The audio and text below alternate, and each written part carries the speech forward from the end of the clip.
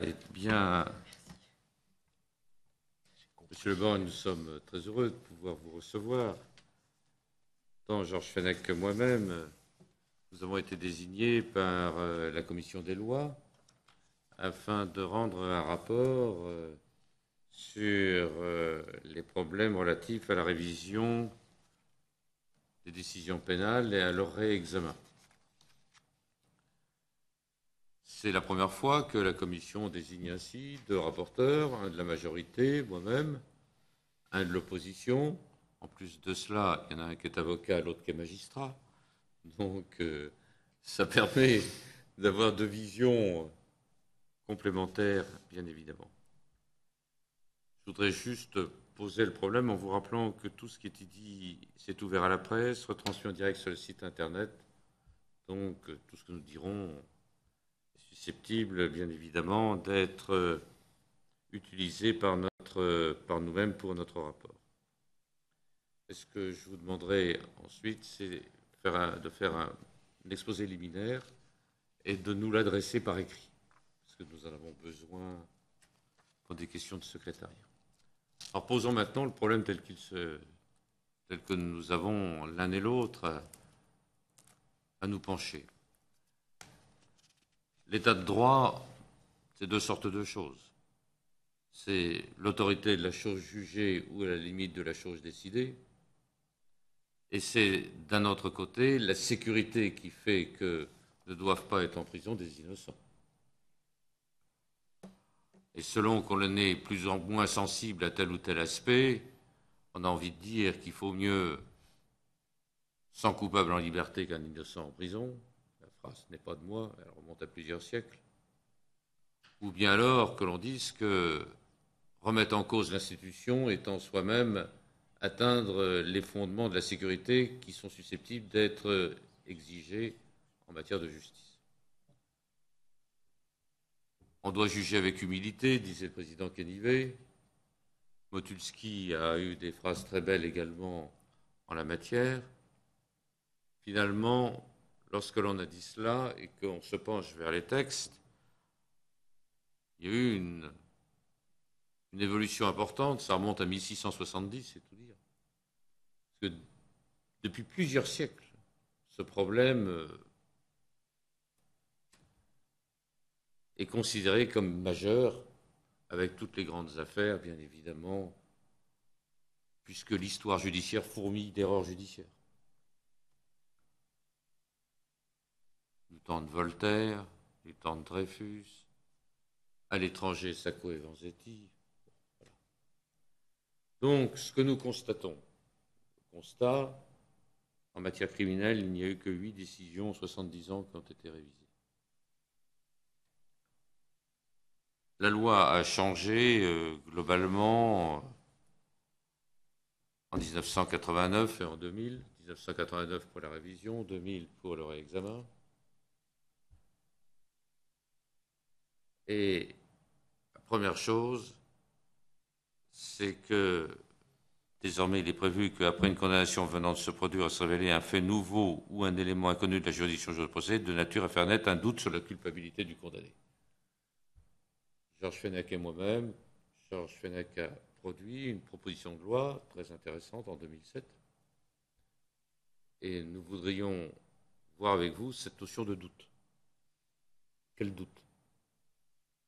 Doute sérieux, doute raisonnable, doute simple, moindre doute. Voilà.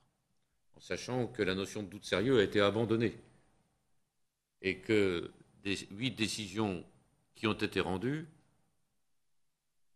il ressort que ce n'est pas sur le doute, mais sur la certitude de l'innocence que les décisions ont été rendues, ce qui n'est certainement pas pareil. Deuxième élément, on a s'interrogé sur toute la composition de la commission de révision, de la commission de réexamen et de la cour de révision.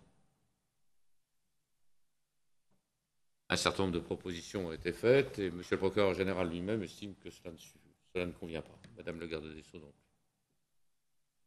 Donc nous aurons, Georges Fenech vous posera vraisemblablement des questions là-dessus. Et puis dans le cadre du réexamen, c'est quelque chose de nouveau, puisque c'est à la suite de la condamnation de la France par la Cour européenne au titre du non-respect de l'article 6 et du fait que le condamné n'a pas eu le droit à un procès équitable. Qu'est-ce que le procès équitable? On a plusieurs cas, que ce soit sur l'atteinte à la présomption d'innocence, l'atteinte au contradictoire, la durée du procès ou la non-motivation de la décision rendue par la Cour d'assises. Nous sommes très interpellés par à la fois la nouvelle loi qui a été rendue et qui est applicable à partir de 2012 en matière de motivation, mais une motivation à minima. Je voudrais vraiment avoir votre sentiment de praticien là-dessus, sur ce que vous pensez de cette motivation à minima. Savoir si on peut imposer une motivation complète pour une décision d'un tribunal correctionnel et ne retenir qu'une motivation à minima pour une décision de cour d'assises. Alors même que la Cour européenne rappelle qu'il n'est pas possible de juger quelqu'un sans qu'il ait su exactement pourquoi il était condamné. Voilà les questions qu'on se pose. Nous allons rendre un rapport à la fin de l'année et ensuite, au vu de ce rapport, nous entreprendrons des négociations avec la chancellerie pour voir la modification législative qui s'impose. Je donne la parole à Georges Fenech. Ouais, moi je suis heureux aussi de recueillir l'avis autorisé de maître Jean-Yves Le Borgne, par sa très longue expérience d'avocat pénaliste et par aussi les nombreuses réflexions qu'il a portées sur ces sujets, en tant que président aussi de l'Association des avocats pénalistes de France et d'autres fonctions éminentes qu'il a exercées au sein du barreau de Paris. Donc Alain Touré et moi-même qui menons cette mission pour le compte de la commission des lois, nous intervenons, je crois on peut le dire, à froid, si on peut dire, sur un sujet aussi sensible. On n'est pas dans une période, je dirais, médiatique sur cette question-là, ce qui légitime encore plus notre mission.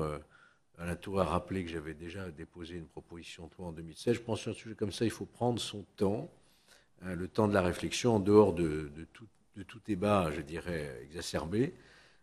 On est sur un terrain, non pas glissant, mais sur un terrain difficile s'agissant de la confiance qu'on peut avoir dans l'institution judiciaire et de la notion d'autorité de la chose jugée. On est parfaitement, évidemment, sensible à ces questions.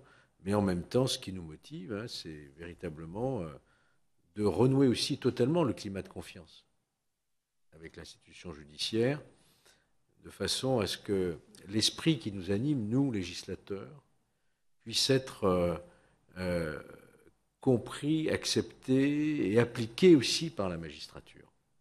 Je crois que ce qui est important, c'est la volonté du législateur qui, en 1989, s'est exprimée. Et nous souhaiterions peut-être aujourd'hui, avec le temps passé, préciser davantage quel était cet esprit, l'inscrire peut-être dans la loi.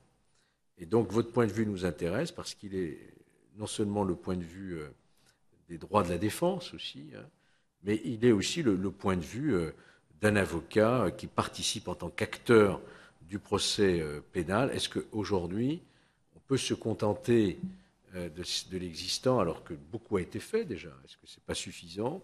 On nous disait tout à l'heure, Maître Inchospé nous disait tout le bien qu'il pensait de notre procédure et tout le mal qu'il pensait de la procédure anglo-saxonne, notamment dans la rétention de preuves à décharge par l'accusation. Et donc c'est toutes ces questions qui nous animent et on va vous céder la parole avec beaucoup d'intérêt. Messieurs, le problème qui, pour moi, gouverne la question de la révision des décisions pénales réside dans le fait qu'il s'agit d'un conflit. Conflit parce que, à l'origine, nous parlons de vérité judiciaire, nous parlons d'autorité de la chose jugée, de sorte qu'il y a, comme inscrit en filigrane de notre procédure, la nécessité qu'il y ait un moment où l'on ne puisse plus discuter de ce qui a été jugé. La question, c'est que l'erreur dans la décision judiciaire est incluse aussi dans la procédure, puisque si l'infaillibilité était liée à la seule décision de justice, l'hypothèse d'un appel, d'un contrôle, donc d'une possibilité d'infirmer une première décision, voire en termes plus juridiques d'un pourvoi en cassation si la loi n'a pas été respectée, si tout cela n'existait pas, cela voudrait dire que l'infaillibilité tient au premier rang de la décision. Or, nous savons, et ces contrôles possibles disent clairement que l'erreur est quelque chose de tout à fait envisageable, et la question est de savoir si, au-delà d'un troisième niveau d'analyse, celui du pourvoi en cassation, on peut considérer qu'il y a une nécessité de revoir encore la décision qui est intervenue.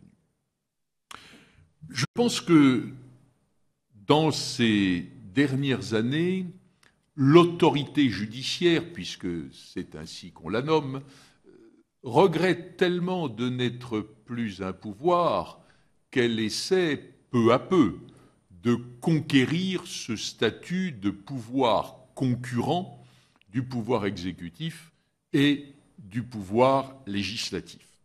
Je veux dire par là que vous évoquiez, monsieur le rapporteur, tout à l'heure, les temps anciens du XVIIe ou du XVIIIe siècle, où déjà l'autorité judiciaire, je pense au Parlement, était en concurrence franche, pour ne pas dire en conflit, avec l'autorité principale de l'époque, c'est-à-dire le pouvoir royal.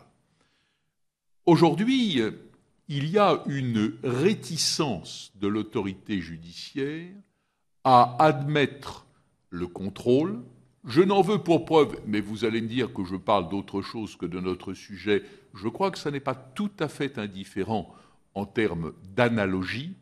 Je n'en veux pour preuve que la réticence du pouvoir de l'autorité judiciaire à la question prioritaire de constitutionnalité.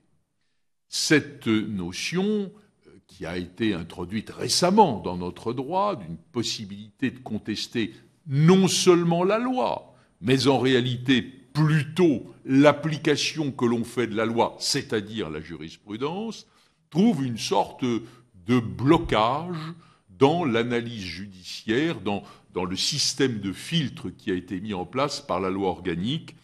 Vous évoquiez, messieurs, tout à l'heure le procès équitable, l'exigence européenne du procès équitable. Si l'on prend par exemple la notion de délai raisonnable, qui est une notion impérative du procès équitable, tellement impérative d'ailleurs qu'elle existe non seulement dans la Convention européenne des droits de l'homme, mais aussi dans l'article préliminaire du Code de procédure pénale, cette notion a été peu à peu réduite à néant par l'analyse judiciaire qui en est faite, puisqu'en réalité, la conséquence du non-respect du délai raisonnable, c'est purement et simplement rien en termes de procédure pénale, c'est l'ouverture d'un droit potentiel à des dommages et intérêts, c'est-à-dire qu'au fond, il y a une procédure injuste, on l'admet, et elle se résoudrait en termes de dommages et intérêts, ce qui est quelque peu choquant. Je referme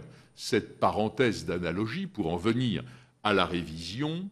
Il est clair, et les chiffres que vous citiez tout à l'heure sur, je dirais, l'existence anecdotique de la révision dans l'histoire judiciaire démontrent qu'il y a une réticence extraordinaire à considérer qu'une erreur a pu exister dans des affaires qui, la plupart du temps, sont allées, bien sûr, jusqu'à la Cour de cassation. Est-ce un hasard si cette réticence est aussi forte? Je ne le crois pas. Je pense qu'en fait, il y a une sorte de paradoxe, presque d'inhumanité, à demander aux juges de trancher sur le fait de savoir s'ils se sont trompés. Mais me direz-vous, ils en ont l'habitude. Le juge d'appel va apprécier le fait de savoir si le juge de première instance ne s'est pas trompé. Le juge de cassation va apprécier l'application de la loi qui a été faite par la cour d'appel. Oui, sur le phénomène ponctuel d'une affaire déterminée quand elle est en cours d'analyse, tout est possible. Néanmoins, la révision est une manière de dire clairement que malgré les précautions de ces strates de la procédure pénale, il y a eu une mauvaise appréciation sur un point capital, qui est celui de l'appréciation d'une culpabilité d'un individu malgré les précautions précisément que la procédure permet. En d'autres termes, cela veut dire qu'on demande à des représentants éminents de l'autorité judiciaire, puisque ce sont des magistrats de la Cour de cassation, de dire que l'institution à laquelle ils appartiennent, dont ils sont les représentants de l'autorité supérieure, au fond, n'est pas aussi parfaite que l'on pourrait le penser ou le désirer. C'est une manière d'autoflagellation, de confession. Ce serait une manière d'aveu d'insuffisance que de dire qu'il y a lieu à révision.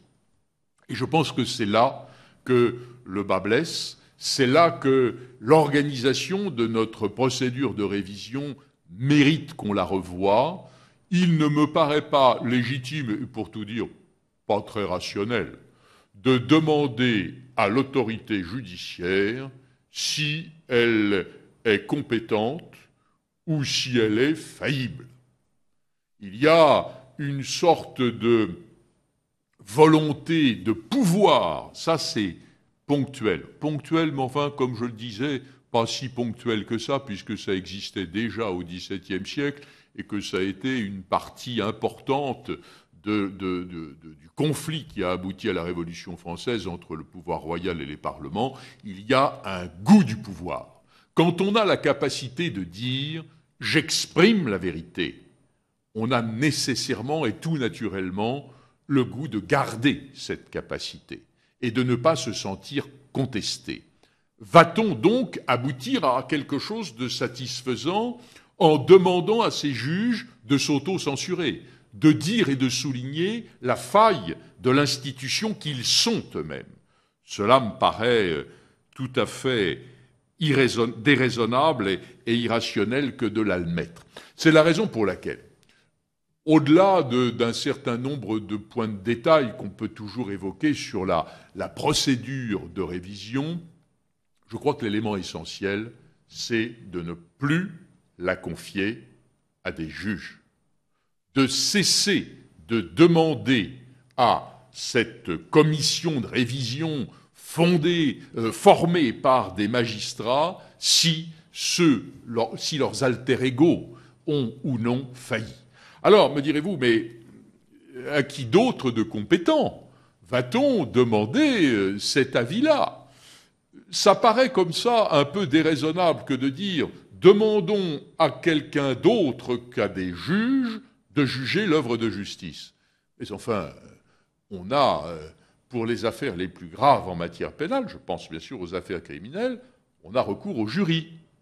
Or, le jury, qui a été un peu, finalement, dans la procédure d'installation de l'appel en matière criminelle, un peu réduit, puisqu'en première instance, nous n'avons plus que 6 jurés au lieu des 9 qui n'existent plus désormais qu'en appel, mais néanmoins, ils sont majoritaires, néanmoins, c'est à eux qu'on confie la décision dans les affaires les plus graves.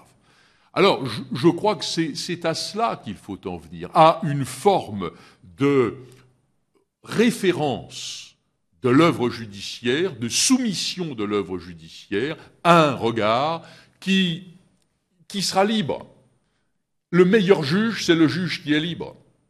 Celui qui n'appartient pas à l'institution judiciaire aura une certaine décontraction à l'idée de dire que la procédure qui a été suivie dans telle ou telle affaire n'est pas satisfaisante, que le résultat auquel on a abouti paraît être en contradiction avec un doute qui n'a pas été résolu. Alors, je pense qu'on pourrait constituer une forme de commission, de cours de révision, pas de commission, de cours de révision qui soit une cour mixte.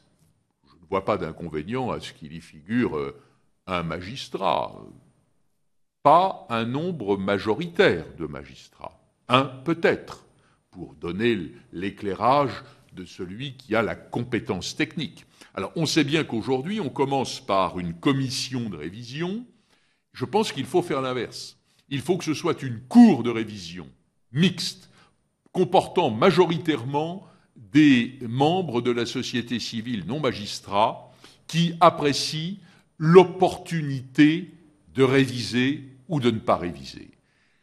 Si ceux-ci considèrent que ce jugement, quant au fait de réviser ou de ne pas réviser, suppose des investigations complémentaires, là, il faudra confier ces investigations complémentaires à des professionnels de l'enquête, c'est-à-dire à des juges. Mais ces juges seront saisis d'une manière étroite. C'est-à-dire qu'on ne leur demandera pas un avis sur l'opportunité de la révision, mais un avis technique, tel un magistrat instructeur qui serait saisi par un collègue d'une commission rogatoire à exécuter parce que la distance ne permet pas au premier de faire directement le travail d'enquête.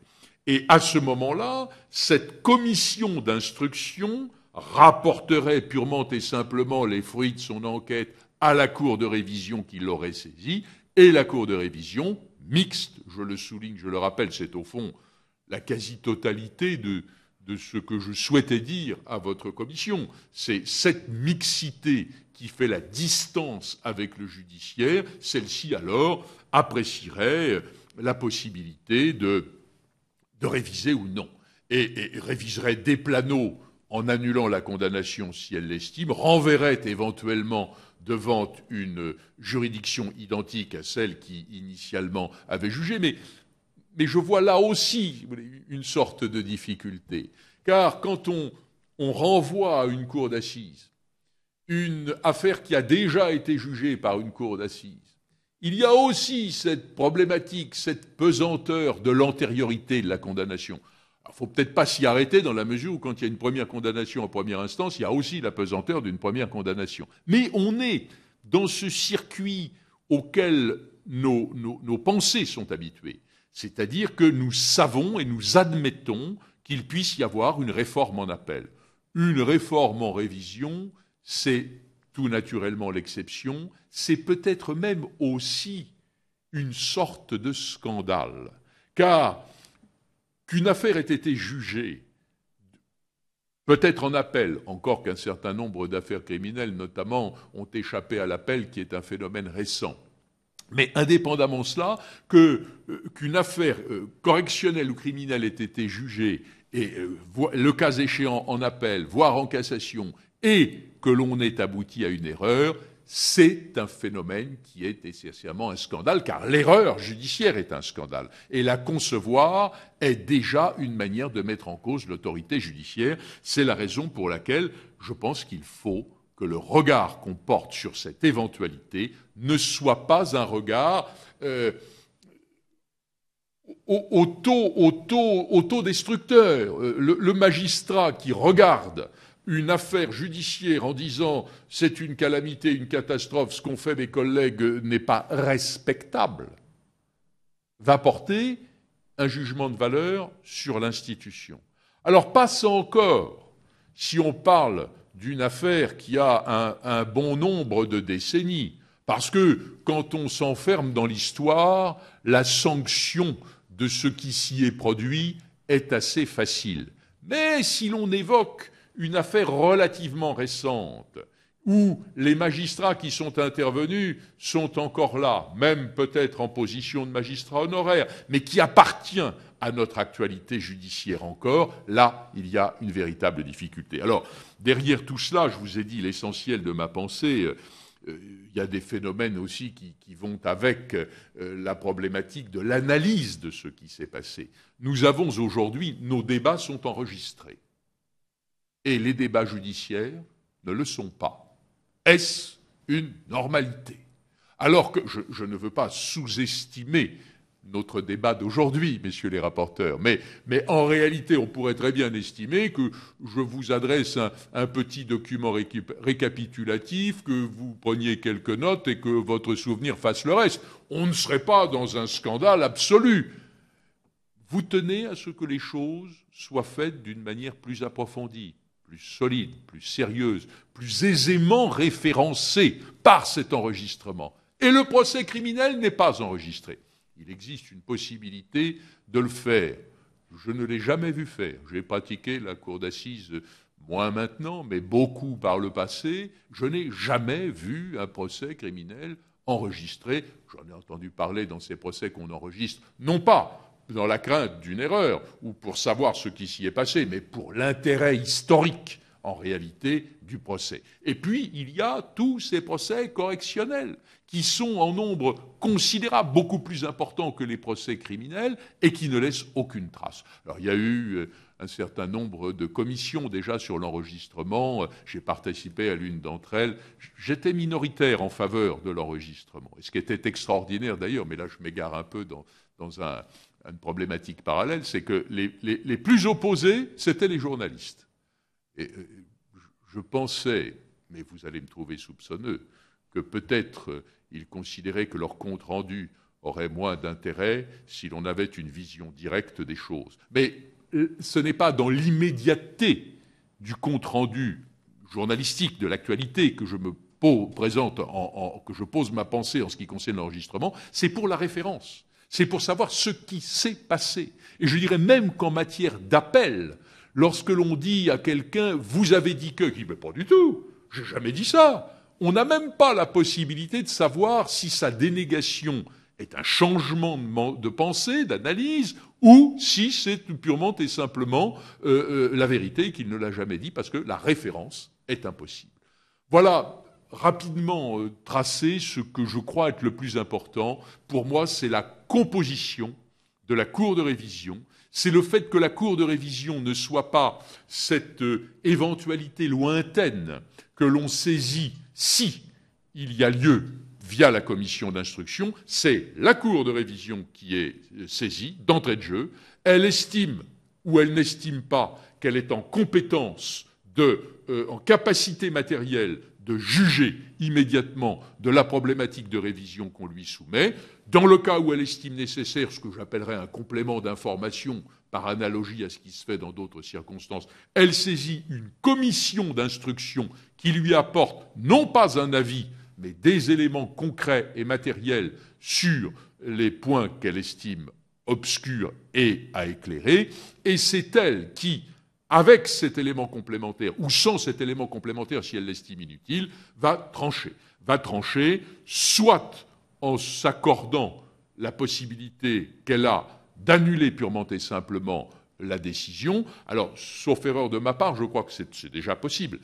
Mais c'est déjà possible lorsque les débats nouveaux sont eux-mêmes impossibles. Décès de celui-ci ou de... Bon. Je pense qu'il faut donner à la Cour de révision une capacité d'annulation pure et simple de la condamnation, sans retourner dans l'aléa d'une nouvelle comparution, même si cette nouvelle comparution doit être une des facultés procédurales de la Cour de révision qui décidera le renvoi devant une même Cour. Voilà, messieurs les rapporteurs, rapidement tracés les quelques éléments que je voulais vous soumettre, qui tiennent donc dans la composition, dans les hommes et les femmes qui interviennent. Ne demandons pas l'impossible à ceux-là, ne leur demandons pas une décision d'équité qui consiste à se faire harakiri. Prenons des juges qui ont la possibilité de la distance, de l'objectivité, de la neutralité, je dirais de l'indifférence à l'égard du scandale que représente le rejet d'une décision judiciaire définitive. Nous aurons peut-être alors une chance d'objectivité. Maître Leborgne, je vous remercie de la clarté de cet exposé et de ces propositions novatrices, pour ne pas dire révolutionnaires, que vous nous faites. En tout cas, vous nous invitez à faire preuve d'imagination. Je voudrais aller plus loin dans la composition de cette commission ou cette cour chargée de savoir si oui ou non il y a lieu de procéder à la révision. Donc, qu'on se mette bien d'accord. Actuellement, il y a la commission de révision, il y a la cour de révision. Donc, c'est la commission de révision qui serait remplacée par la nouvelle structure que vous proposez. On est bien d'accord. C'est pas la cour de révision, c'est la commission. Parce que moi, j'ai cru comprendre que c'était la commission de révision. Vous supprimez donc, vous mettez ensemble commission et cour de révision et vous faites. Oui, parce que. Oui, je comprends que mon propos n'ait peut-être pas été clair. Pour moi, quand on demande une révision, on ne la demande pas à une juridiction éventuelle, lointaine, qu'on ne peut pas atteindre. On la demande à la Cour de révision, et non pas à la Commission de révision. En substance, ma proposition est de supprimer la Commission de révision. Il n'y a plus que la Cour de révision, laquelle a la possibilité de demander un complément d'enquête, soit à des magistrats qui ne seront pas nécessairement dans une structure, ça peut être des juges d'instruction, un parquet, que sais-je. Voilà, donc, voilà.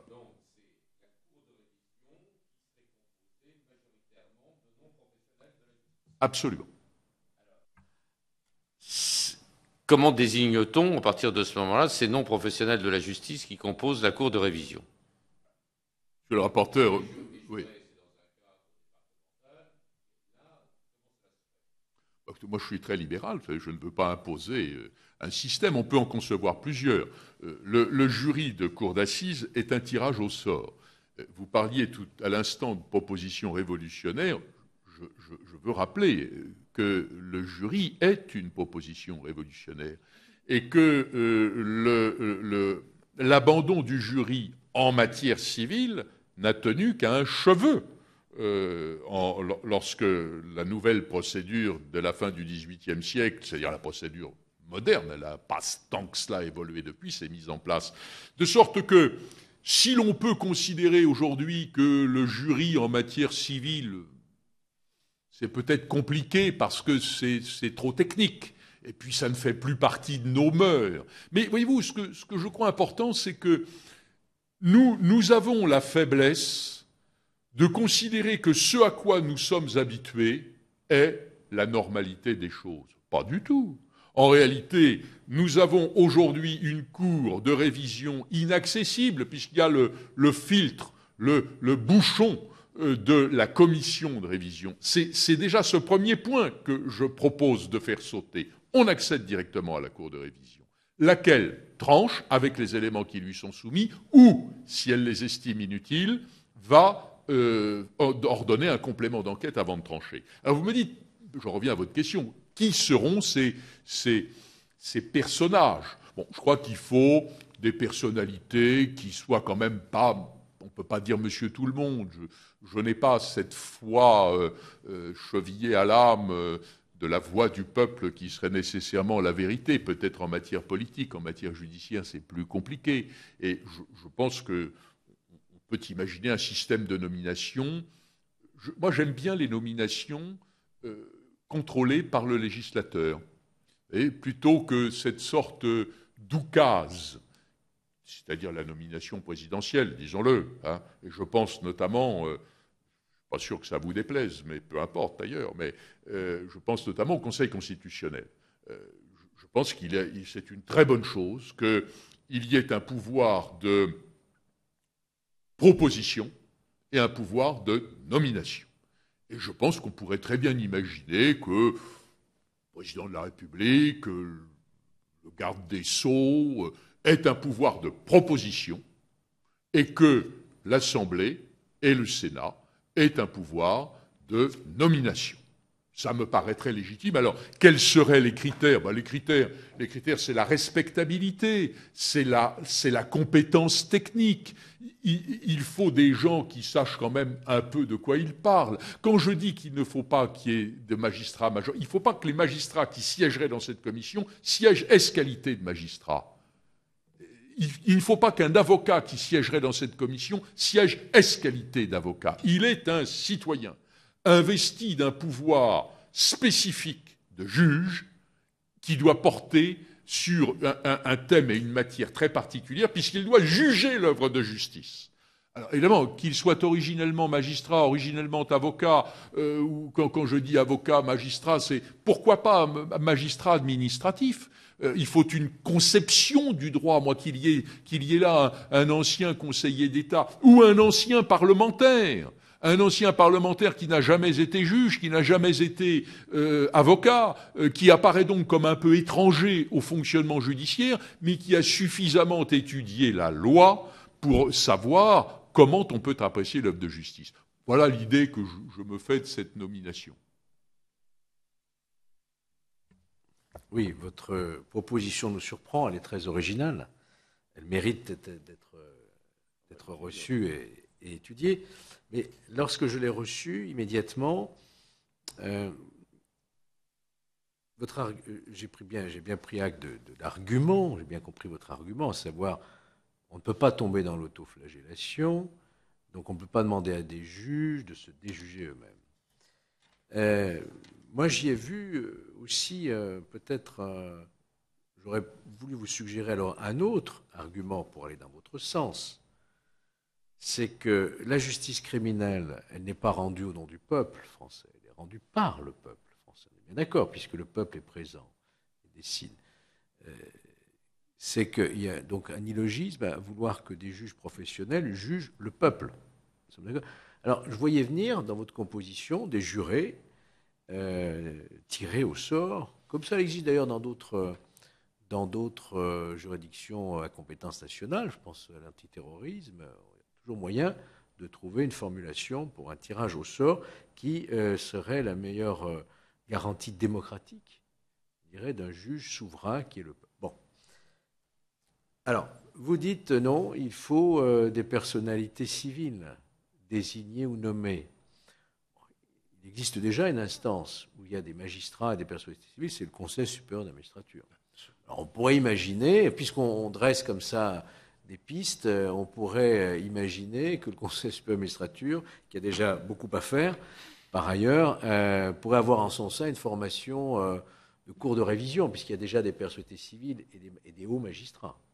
On peut l'imaginer sans créer à nouveau une nouvelle instance. Mais enfin, en tout cas, l'idée qui est quand même originale et qui retient notre attention et qui fera l'objet de notre réflexion, c'est le principe d'une cour mixte, en fait, composée de magistrats professionnels et de non-magistrats, comme ça existe devant plusieurs juridictions, dont la cour d'assises.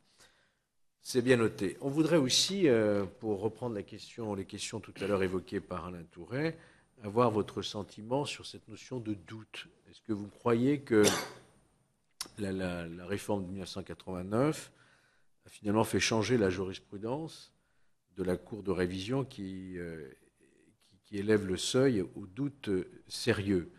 Dans l'esprit du législateur de 89, on ne précise pas le qualificatif de sérieux. On peut penser que le législateur considérait que le moindre doute devait amener à une révision du procès. Est-ce que vous seriez favorable à ce que le législateur inscrive dans la loi, précise dans la loi, le degré de ce doute? C'est-à-dire que le simple doute devrait conduire à une révision. La notion de doute dans notre justice est assez malmenée. Je pense que le magistrat qui juge se sent une mission, un devoir de trouver la vérité. Et qu'est-ce que trouver la vérité quand on est confronté à une situation pénale, délictuelle ou criminelle, peu importe, c'est désigner un coupable. Dans la plupart des cas, les faits, objets de la poursuite, sont une évidence. Il y a bien quelques cas marginaux où le fait lui-même n'existe pas, mais c'est assez rare. La plupart du temps, pour faire simple, il y a un cadavre. Le problème est de savoir qui est l'auteur de l'homicide. Et à partir de là, le juge vit toujours l'incapacité qui serait la sienne de désigner le coupable comme une faillite judiciaire. D'ailleurs, on entend, ça fait partie du vocabulaire ordinaire, on entend les magistrats dire à propos d'un non-lieu, d'une relaxe ou d'un acquittement, c'est une catastrophe judiciaire. Comme si finalement la réussite judiciaire, c'était le fait pénal, l'identification de l'auteur, la condamnation de l'auteur, fermer le banc, tout est impeccable. C'est la raison pour laquelle je pense qu'il faut trouver, et ça, quelque part, ça renforce ma conviction de la nécessité d'avoir affaire à des non-professionnels de la justice, à savoir que le doute, c'est pas une catastrophe, c'est pas une faillite, c'est pas l'impossibilité de trouver, c'est pas le juge qui ne sait pas faire son métier quand il est juge d'instruction. Notion d'ailleurs, bon, pour moi, un juge ne peut pas être d'instruction, mais là, je vais encore vous reparler d'autre chose, donc je referme cette parenthèse, mais il faut quelqu'un pour qui le doute ne soit pas une faillite, ne soit pas une incompétence, une incapacité, soit un fait que l'on peut admettre. Et je pense que les professionnels de la justice ont quelque part une réticence absolue au niveau du doute. Et dans mon expérience, je dirais que le juge auprès duquel j'ai fait valoir un doute, ça a été quand même assez fréquent. Ce n'est pas dans toutes les affaires, il faut être honnête. Il y a un certain nombre d'affaires où les faits, je dirais les faits, c'est-à-dire y compris l'identification de l'auteur et le fait qu'il a bien fait ce qu'on lui reproche d'avoir fait, suppose une explication, pas une dénégation. Mais les quelques fois où j'ai voulu faire valoir un doute, j'ai eu le sentiment, vous savez, on essaie toujours désespérément de lire dans le regard du juge ce qu'il peut penser, qu'au fond, il me regardait avec cette demi-sympathie méfiante consistant à dire « à moi, on ne me la fait pas ». C'est-à-dire qu'en réalité, l'hypothèse d'un doute était une manière de bloquer son action et qu'il allait passer outre et ne pas se laisser arrêter. Et ça, voyez-vous, c'est la raison pour laquelle je crois qu'il faut d'abord que la notion d'un doute sérieux puisse, ou même du moindre doute, parce qu'un doute est un doute, au fond. Pourquoi faudrait-il qu'il soit sérieux ? Dès l'instant que j'ai un doute, j'ai un doute. Au fond, finalement, le doute, c'est le contraire de la certitude. Et la condamnation ne peut résulter que de la certitude. Donc la notion de moindre doute ne me gênerait pas. Mais voyez-vous, tout ce qui est inquantifiable dans la loi est interprété par le juge comme étant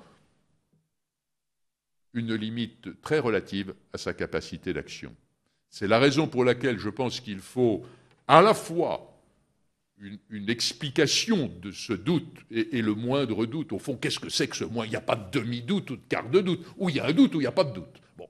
Donc, le moindre doute me paraît une manière de donner une indication. Mais je crois aussi que, et là j'en reviens, pardon, de ce centrage un peu obsessionnel, mais j'en reviens à ceux qui sont susceptibles d'avoir ou de ne pas avoir de doute. Je pense que ceux qui considéreront qu'ils n'ont aucune solidarité avec ce qui a été fait entièrement, qu'ils ne sont pas dans leur déshonneur en pointant par leur décision l'erreur d'autrui, seront plus à même que quiconque de faire que ce doute, fût-il léger, soit le fondement de la révision. Je tiens à vous remercier, c'est très clair. Oui. Je voudrais vous poser maintenant les questions sur les motivations. Le problème de la motivation de la décision criminelle.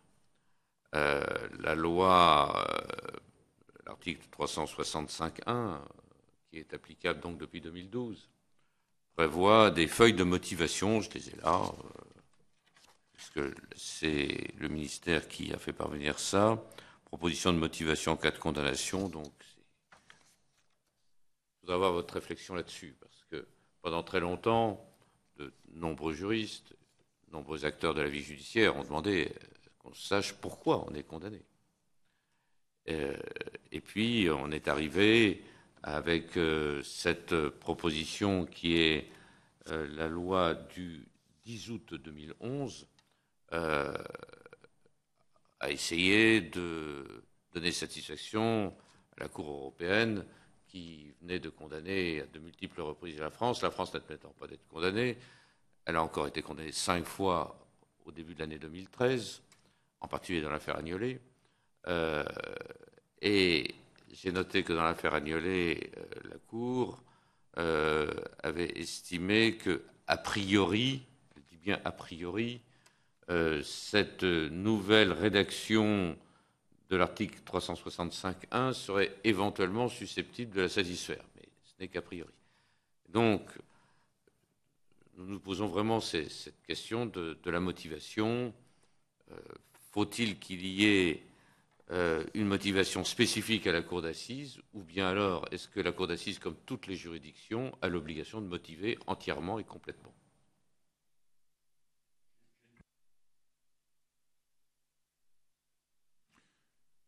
Très sincèrement, je ne suis pas convaincu que l'état actuel des choses soit satisfaisant. C'est toujours mieux qu'avant. Je suis très favorable à la motivation de l'arrêt de cour d'assises. Cette idée d'une souveraineté populaire telle qu'elle n'a pas à s'expliquer est quelque chose qui relève d'un esprit peut-être un peu sans culotte que je ne partage pas, pour ma part. Je pense qu'un juge, quel qu'il soit, si souverain, si respectable soit-il, doit expliciter les motivations de sa décision. D'abord, pour permettre à l'autre juge, le juge d'appel, le juge de cassation, d'analyser ses motifs. Alors, le problème, c'est que concrètement, les motivations de cour de cassation, celles que j'ai vues, j'en ai pas encore vu beaucoup, puisque tout ça n'est pas bien vieux, ne me paraissent pas très satisfaisantes. Et là, je reviens à l'enregistrement audiovisuel des débats, parce que quelques 10 ou 20 lignes répondant sommairement aux questions qui sont celles qui sont posées officiellement dans le délibéré via l'ordonnance de mise en accusation ou l'arrêt de renvoi selon les cas, c'est pas toujours très clair et très substantiel. En revanche, le visionnage des débats est quelque chose de très clair. Et tel mot qui, dans la motivation, n'apparaîtrait pas tout à fait significatif, prend par référence au terrain sur lequel il a pris naissance, prend une vraie signification. Donc, oui à la motivation criminelle, oui à une motivation qu'il faut peut-être... mais comment faire ? Qu'il faudrait exiger aussi précise, aussi détaillée que possible. Alors le vrai problème, c'est qu'on a une juridiction mixte à la cour d'assises. On a des jurés qui ne sont pas du tout habitués à motiver une décision, des magistrats qui le sont plus parce que dans leur carrière, ils ont fait autre chose que la cour d'assises qui ne motivait pas, et puis avec un problème. Est-ce que tous les jurés qui ont voté une décision déterminée, simple, coupable, non coupable, l'ont fait pour les mêmes raisons? C'est pas sûr.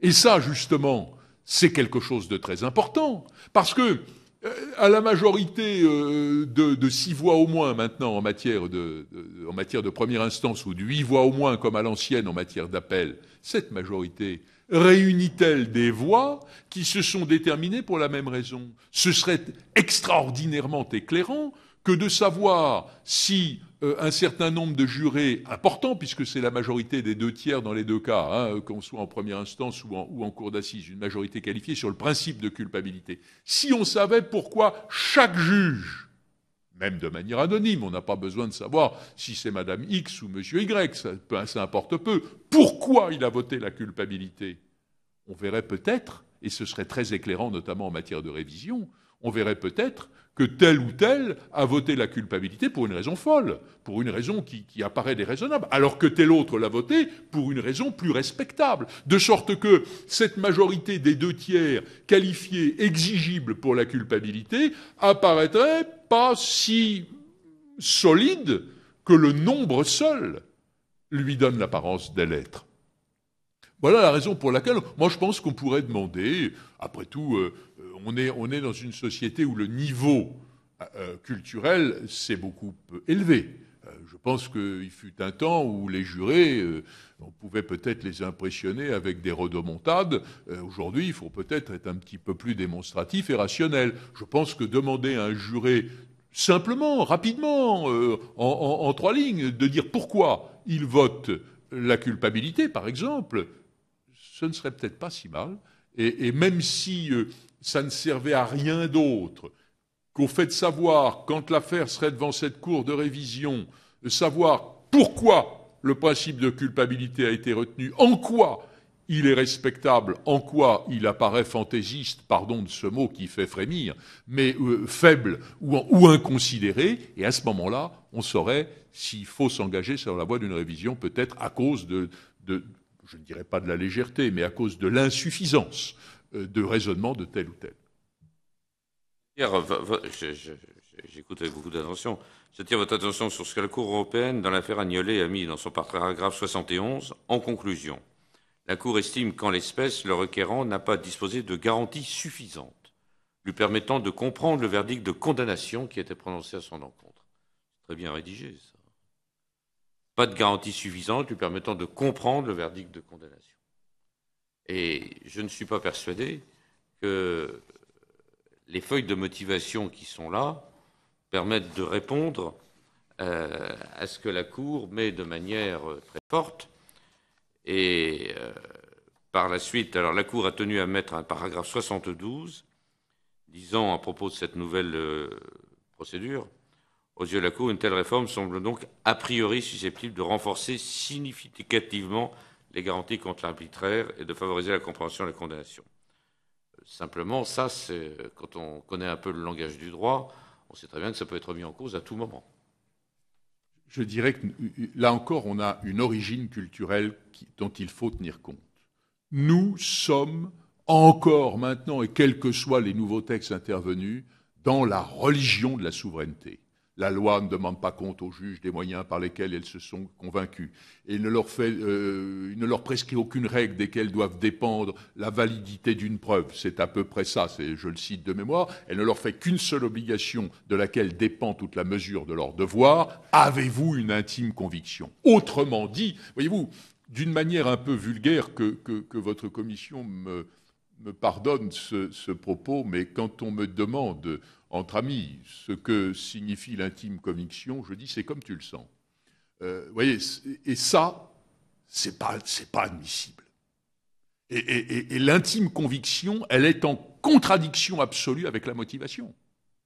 Puisque l'intime conviction, c'est au fond une manière de transcender la preuve, ou plutôt l'absence de preuve, pour dire je ne peux pas dire pourquoi, mais je le sens, et on glisse à je le sais coupable. C'est pas possible. Absolument. Il ne faut pas oublier quand même que l'origine latine de l'arbitre, qui désignait le juge, a aussi donné l'adjectif arbitraire.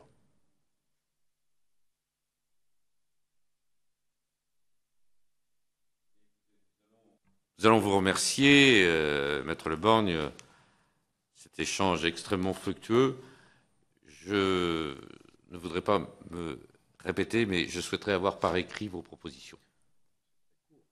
Mais voilà, que l'on ait quelques feuillets, parce que je ferai tester vos propositions en même temps par la chancellerie, tout ça. Vous comprenez que voilà, nous rencontrerons à la fin le procureur général et le garde des Sceaux, et je voudrais qu'ils aient toutes ces possibilités-là pour nous faire parvenir, nous ne sommes pas liés par ce qu'ils décident, mais qu'il y ait une information complète, même si le barreau de Paris ou pas, dont vous êtes un membre éminent, intervenait là-dessus, nous recevrions avec grand intérêt sa position.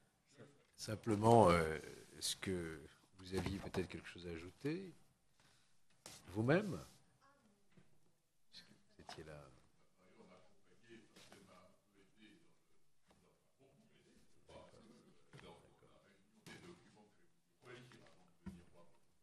Très bien, parfait. Eh bien, nous tenons à vous remercier.